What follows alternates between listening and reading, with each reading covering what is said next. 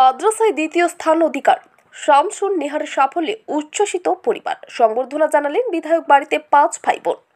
বাবা পেশায় মাদ্রাসার শিক্ষক। সাধারণ মধ্যবিত্ত পরিবার। ছোট থেকেই পড়াশোনায় মেধাবী শামসুন নেহার, কিন্তু মাদ্রাসার ফাজিলের ফলাফল সামনে আসার পর তাক লাগিয়ে দিয়েছে এলাকায়। 776 নম্বর পেয়ে মাদ্রাসা বোর্ডে রাজ্যে দ্বিতীয় স্থান অধিকার করেছে চাচল 2 নং ব্লকের সোলমারি শামসুন নেহার।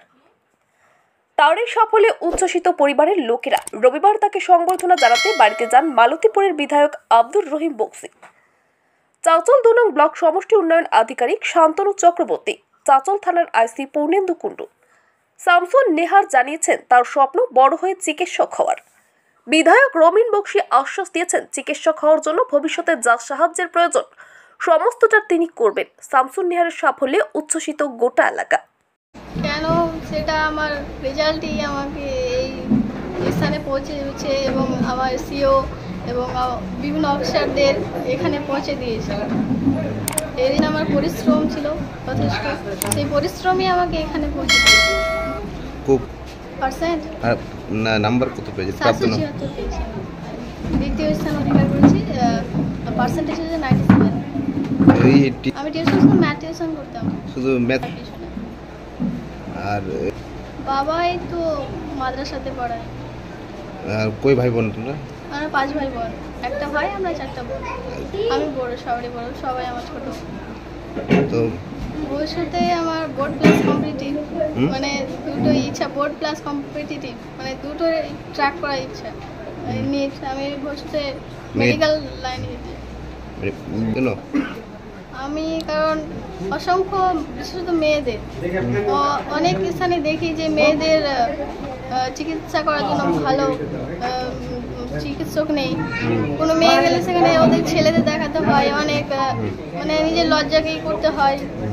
এই জন্য মানে সিদ্ধান্ত নিয়েছি যে হ্যাঁ, আমি একজন মেয়ে ডাক্তার হবো এবং সেটা সফলভাবেই করব, যাতে একটা মেয়ের সম্মান যেন আমি রক্ষা করতে পারি একটা মেয়ে হয়ে।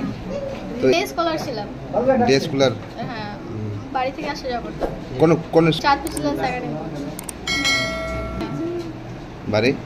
বাড়ি সোলমারি। আমি খুবই গর্বিত আমার বিধানসভা এলাকায় মাদ্রাসা বোর্ডে সেকেন্ড স্থানে অধিকার করেছে রাজ্যে। আর গতকালকে একটা বাড়িতে গিয়েছিলাম আমার বিধানসভা শিবপুর 1-এ, সেটা মাধ্যমিক স্কুল বোর্ড থেকে সে 8ম স্থান অধিকার করেছে রাজ্যে। আমার দারুণ লাগছে, খুবই ভালো লাগছে। এবং দুজনই বলেছে যে আমরা ডাক্তার হতে চাই। দুজনই খুব দুস্থ। আমরা কথা দিচ্ছি, এখানে আমাদের বিডিও সাহেব, আইসি সাহেব আছেন, তারাও বলেছেন, আমি কথা দিচ্ছি যে ওর পরিবারে ওকে ডাক্তারি পড়াতে যত ধরনের সুযোগ সুবিধা আমাদের লাগবে, পরিবারটার পাশে আমি বিধায়কের সাথে দাঁড়াবো। সরকার দাঁড়িয়েছে শুভেচ্ছা বার্তা পাঠিয়ে, প্রতিনিধি পাঠিয়েছেন বিডিও সাহেবকে, আইসি সাহেবকে। আমাদের এখানে জেলা পরিষদ আছে, প্রধান আছে। আমরা সকলে আছি, ওর বাবার কাছে আশ্বস্ত করতে চাই, আপনি পড়ান, আপনি যখন যেভাবে আমাদেরকে খুঁজবেন, আর্থিকভাবে হোক, যেভাবে হোক, আমরা আপনার মেয়ের পাশে দাঁড়াবো।